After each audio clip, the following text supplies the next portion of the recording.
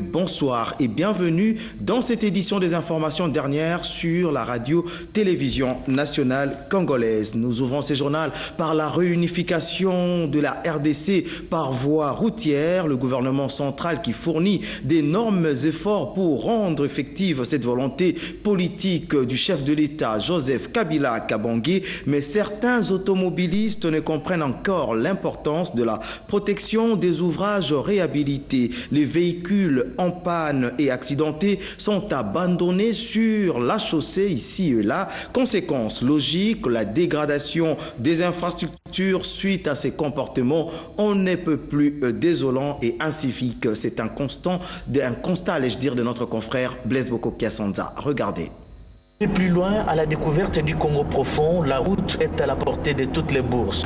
Consciente de cette réalité, le gouvernement central, sous l'impulsion du chef de l'État, a lancé un vaste programme dénommé Réunification de la RDC par la voie routière. Sur les 58 000 km à réhabiliter, 16 sont concernés par ce programme.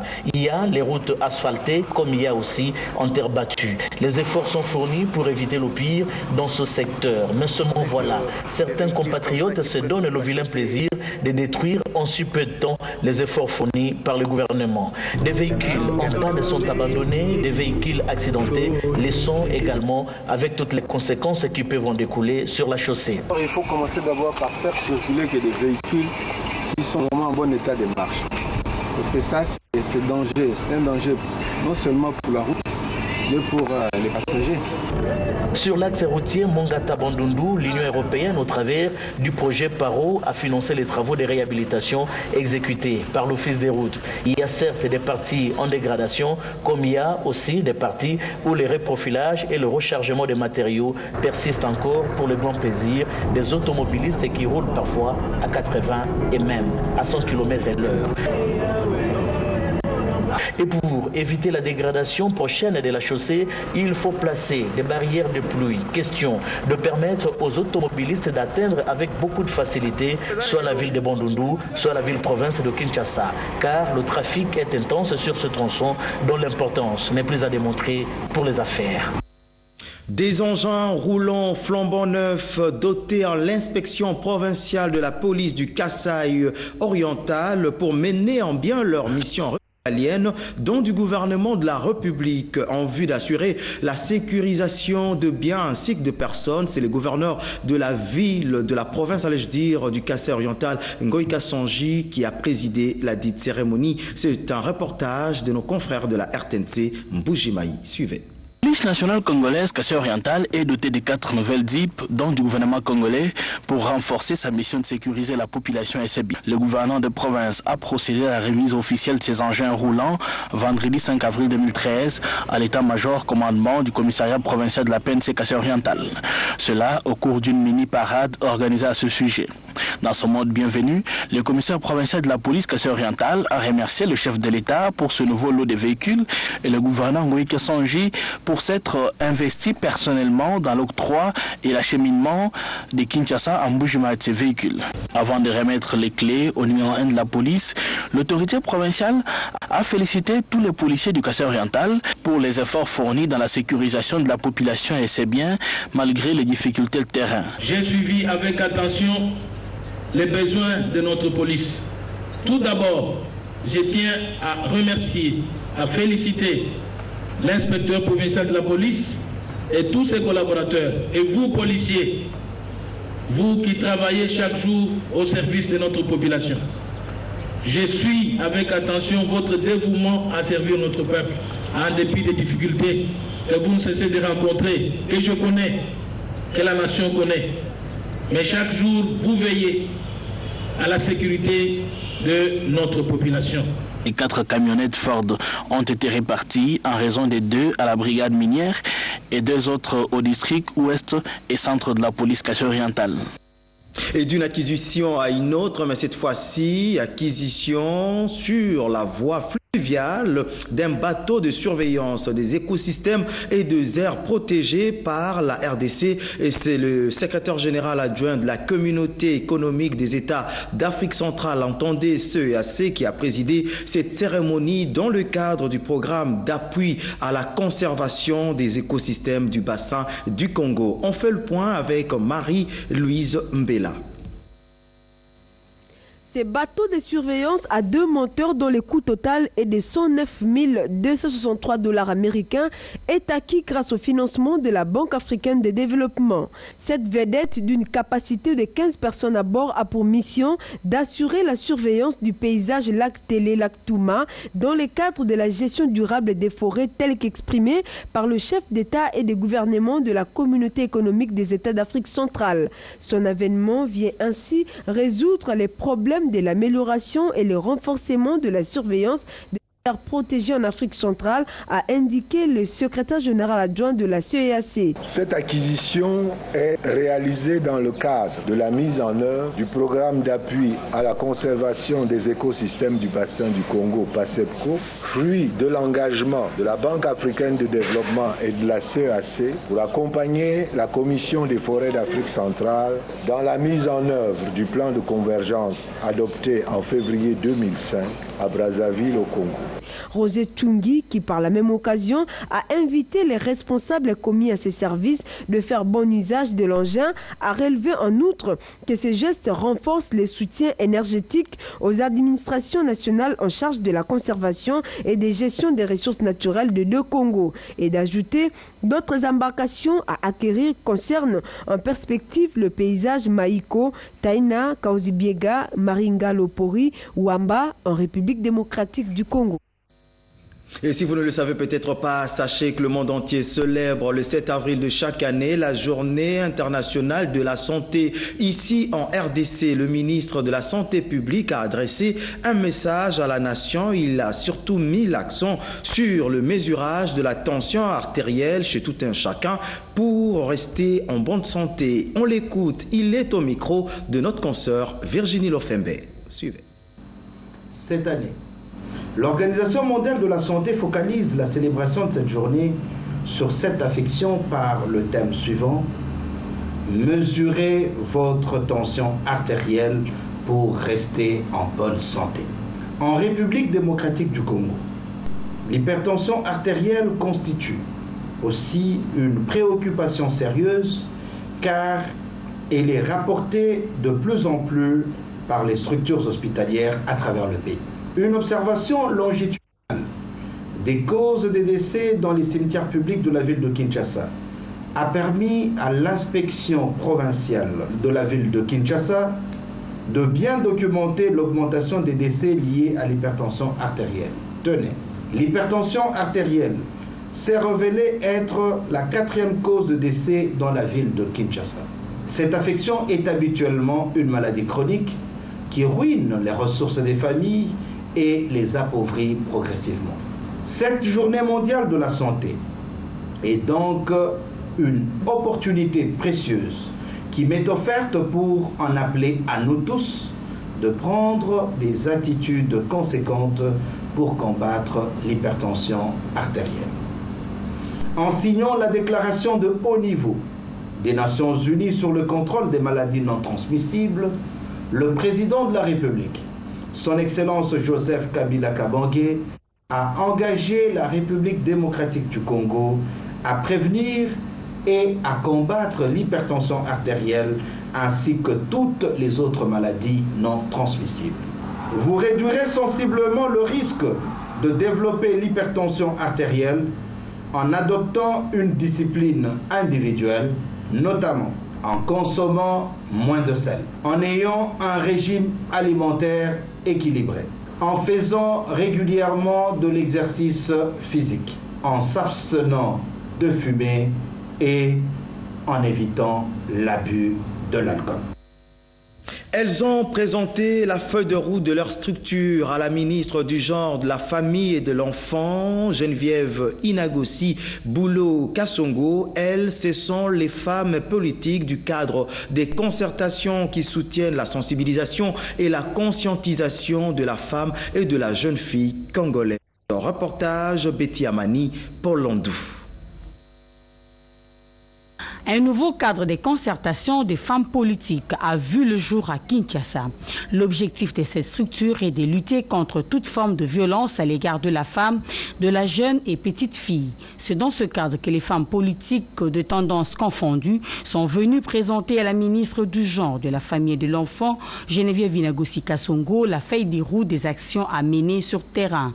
Cette structure vise également la sensibilisation et la conscientisation de la population sur le droit et la promotion de la femme, conformément à la nouvelle vision du gouvernement axée sur l'éducation et le changement de comportement. Nous sommes venus auprès de Madame la ministre pour continuer nos activités concernant les femmes, parce que nous avons pensé que les problèmes de femmes ne s'arrêtent pas avec la fin du mois de mars, mais la femme politique congolaise, la femme en général est butée à plusieurs problèmes qui nécessitent vraiment une permanence.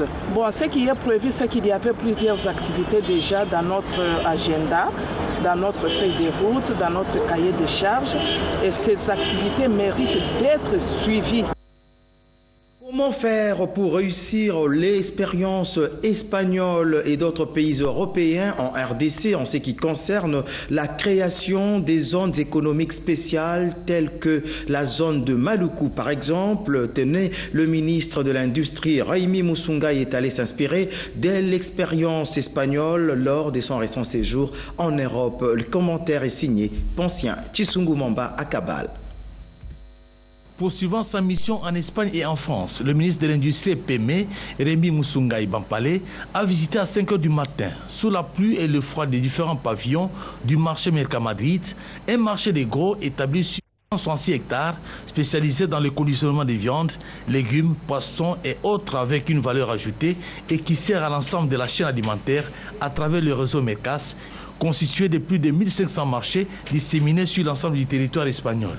Vu l'avantage d'une telle expérience de développement, Rémi Musungaï a donné des informations sur des potentialités économiques de la RDC et invité cette organisation à venir investir en République démocratique du Congo, précisément dans le cadre du projet Zone économique spéciale pilote de Maluku. Je suis comblé parce que mon souhait, c'est de voir la même expérience réussie ici s'est réalisé chez nous en République démocratique du Congo, plus précisément dans la ville de Kinshasa, où le gouvernement de la République dispose des concessions en zone économique spéciale à Maluku.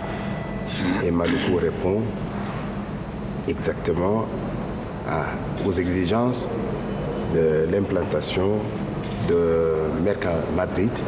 Et nous aimerions avoir très prochainement Merca Kinshasa. Papa Kwadeba, oncle maternel du feu président Mobutu Sese Seko, de retour au pays ce dimanche 7 avril par l'aéroport international de Ndjili après un long séjour en Europe pour des raisons de santé. Et d'ailleurs, les soins de santé ont été pris en charge par le président de la République, Joseph Kabila Kabange, et c'est le chef de la maison civile du chef de l'État, l'ambassadeur Théodore Mugalou, qui est allé l'accueillir à l'aéroport international d'Ndjili. Max César Locaté pour le commentaire.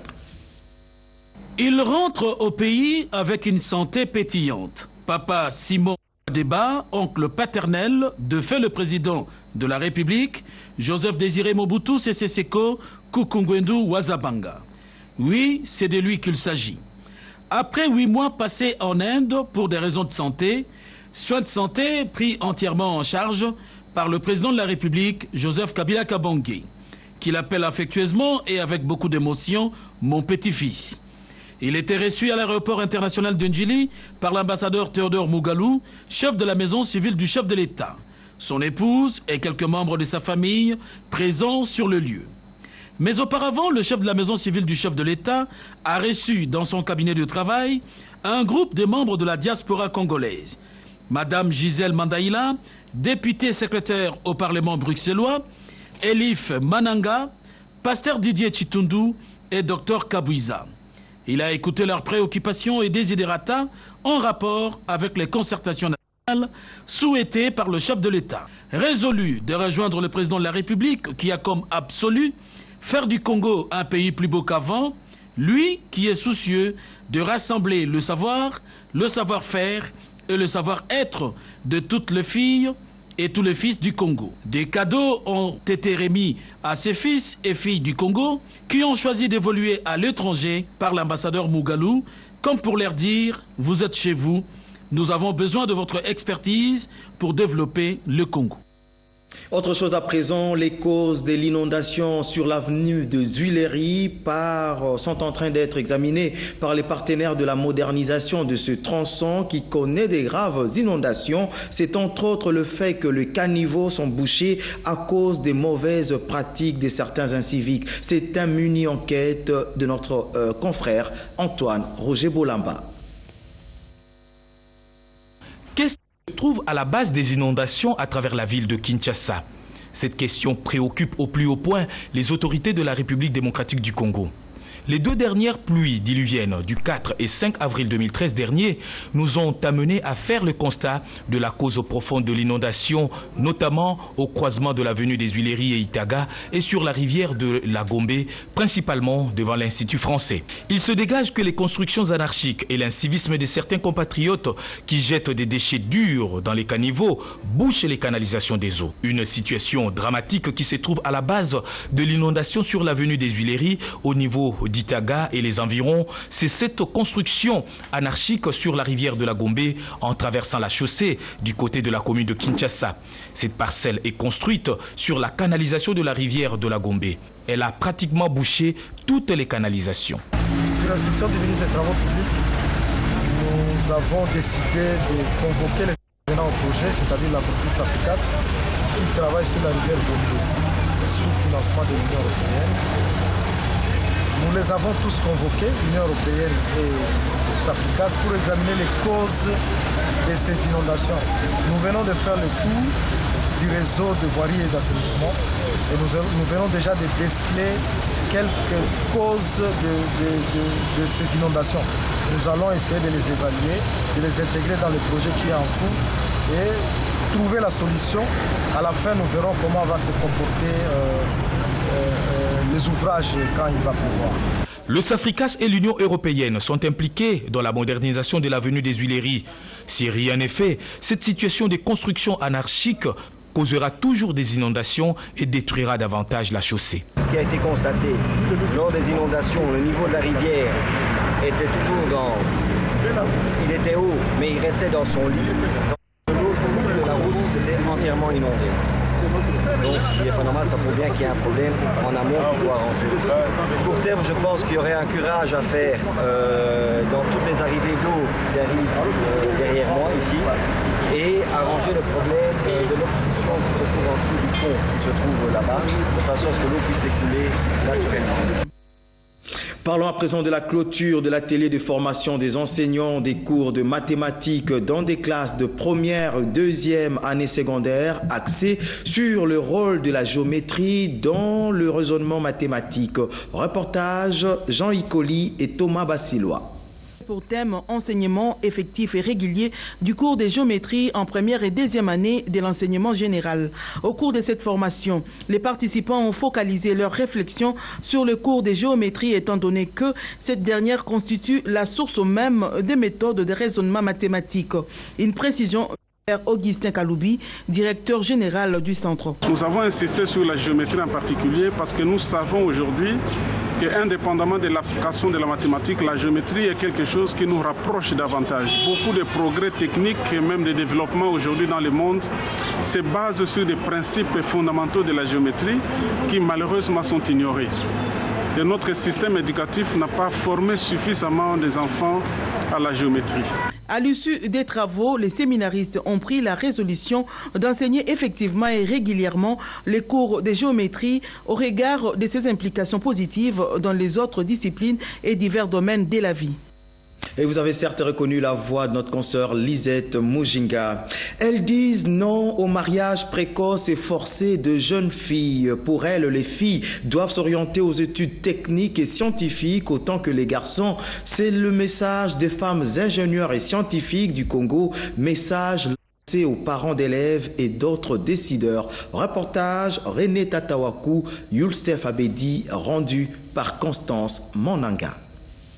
Pour clôturer les mois de mars dédiés aux femmes, les femmes ingénieurs et scientifiques du Congo se sont donné rendez-vous à la cité de Kinkole pour évaluer les activités menées pendant le mois de mars et brosser les perspectives d'avenir.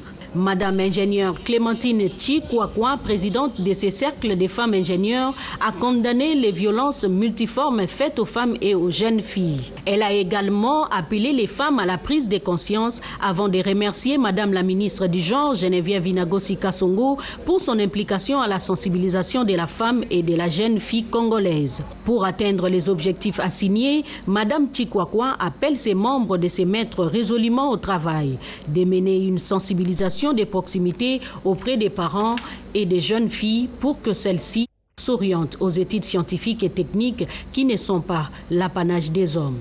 Pour les faits fiscaux, les viols et violences faites aux femmes et jeunes filles ne s'opèrent pas seulement dans les milieux où il y a la guerre, mais aussi dans les milieux professionnels et scolaires, sous forme d'harcèlement sexuel, de points ou côtes sexuellement transmissibles.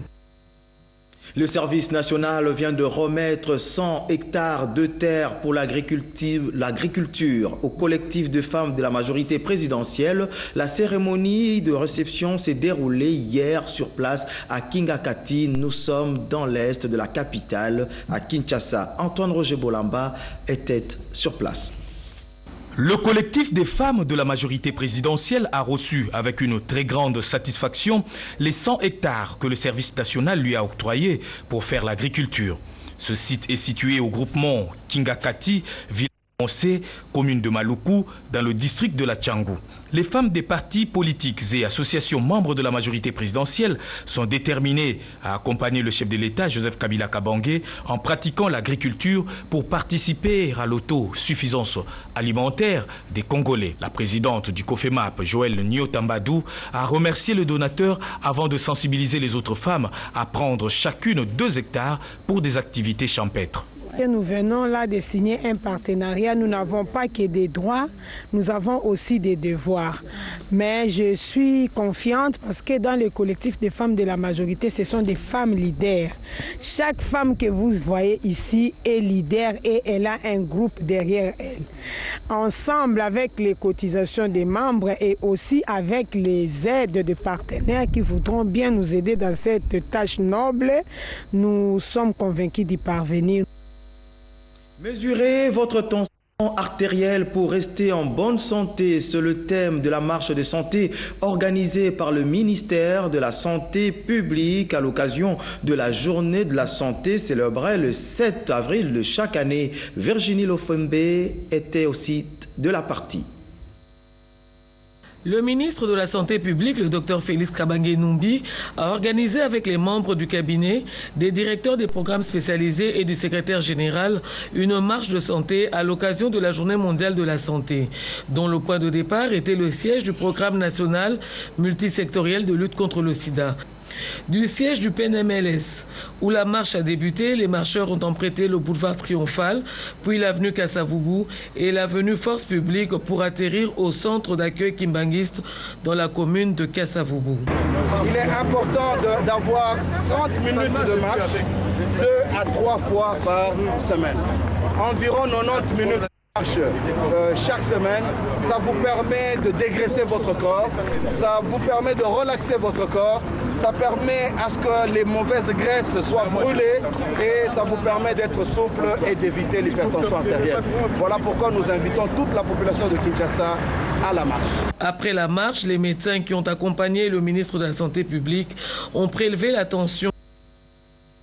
Et puis, ce communiqué de service avant de boucler complètement ce journal, le directeur des informations télévisées de la radio-télévision nationale congolaise invite le personnel de sa direction, c'est-à-dire journalistes permanents auprès des institutions de la République et des ministères, caméramans, monteurs, réalisateurs, corps administratifs à prendre part à une importante réunion générale de service prévue pour le mardi 9 avril 2013 à 11h30, lieu salle de rédaction du journal télévisé. Compte tenu de l'importance des points inscrits à l'ordre du jour de cette rencontre, la présence de chacun est obligatoire. Les absences ne seront pas tolérées.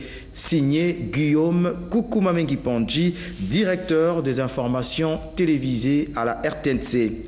Fin de cette édition d'information sur la RTNC réalisée par René Ngwangu, Rodé Panda, coordonnée par Benjamin Kabwanga, Boukassa Chinaï. Prochain rendez-vous avec l'actualité, c'est donc demain à 7h dans une présentation de notre confrère Robert Ndayechi Sensé. D'ici là, portez-vous bien et très bon suite de programme sur la RTNC. Merci et au revoir.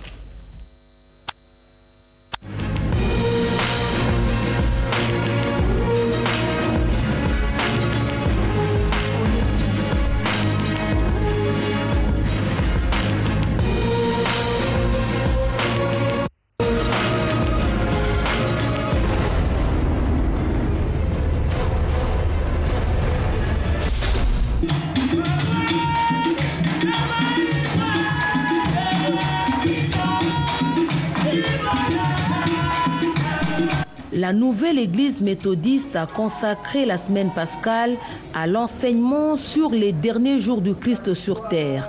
Pour les pasteurs titulaires de l'église, Dr Daniel Ngoïmoulou Ndanyanga, le contexte est bon pour décrypter le message caché derrière chaque journée de la semaine sainte. Lundi, l'enseignement a porté sur la malédiction du figuier qui symbolise la destruction du temple de Jérusalem, devenu un site de négoce alors qu'il devait servir des lieux par excellence où les hommes pouvaient entrer en connexion avec Dieu. Lorsque Jésus arrive sur ces lieux, sa réaction est très vive. Il chasse les marchands des pigeons, et tous les autres commerçants qui envahissaient la maison des dieux. La destruction du temple où les mauvaises pratiques avaient élu domicile marque la destruction du pouvoir romain incrédule et la restauration d'Israël. Mardi, Jésus, en confrontation avec les chefs religieux, démontre la limite de leur connaissance en écriture et leur rappelle qu'il faut rendre à César ce qui est à César et à Dieu ce qui est à Dieu. Moralité, les choses divines ne doivent pas être confondues avec les mondanités, car tout appartient à Dieu et César n'a rien. Confirmation dans Psaume 24, premier verset, je cite, « À l'Éternel la terre et ce qu'elle renferme, le monde et ceux qui l'habitent ». Fin de citation. Il est donc réaliste de rester fidèle à Dieu et de ne pas transférer dans l'Église la confusion qui règne dans les mondes. Mercredi, à 3 reprises, Jésus annonce sa passion et sa mort à ses disciples qui n'ont pas été réceptifs à son message, préoccupés chacun par son positionnement autour du Christ dans les royaumes à venir. Survint alors cette femme inconnue qui a capté le message et va oindre le Christ avec un parfum de grand prix, préparant ainsi son corps pour la sépulture. Cette femme sera la première chrétienne qui a compris le message du Fils de l'homme. Reconnaissant, Jésus dira que partout où la bonne nouvelle sera prêchée, sera racontée la nouvelle de cette femme. Jeudi, c'est la Sainte Seine, le dernier repas de l'unité fraternelle, au cours duquel Jésus annonce encore aux 12 apôtres qu'il sera trahi par l'un d'entre eux. Pour le surintendant général de la nouvelle église méthodiste, trahir ou haïr quelqu'un est un péché, mais le plus grand péché,